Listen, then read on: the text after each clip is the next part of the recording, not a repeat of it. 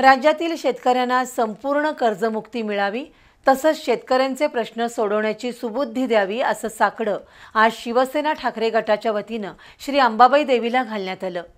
शेतकऱ्यांचे प्रश्न सोडवण्यासाठी तसंच शक्तीपीठ महामार्गाचं संकट टळेपर्यंत ठाकरे गट आरपारची लढाई करेल असा इशाराही यावेळी देण्यात आला।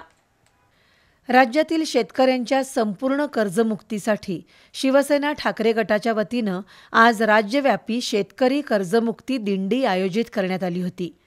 यामध्ये कर्जमुक्ती दिंडी घेऊन जाणारे कार्यकर्ते, शेतकरी सहभागी झाले होते। शक्तीपीठ महामार्गामुळे कोल्हापूर जिल्ह्यातील शेती आणि शेतकरी उद्ध्वस्त होणार आहे। त्यामुळे शक्तीपीठ महामार्गासाठी केला जाणारा खर्च शेतकऱ्यांच्या संपूर्ण कर्जमुक्तीसाठी करावा अशी मागणी यावेळी करण्यात आली। तसंच श्री अंबाबाई देवीला साकडं घालण्यात आलं।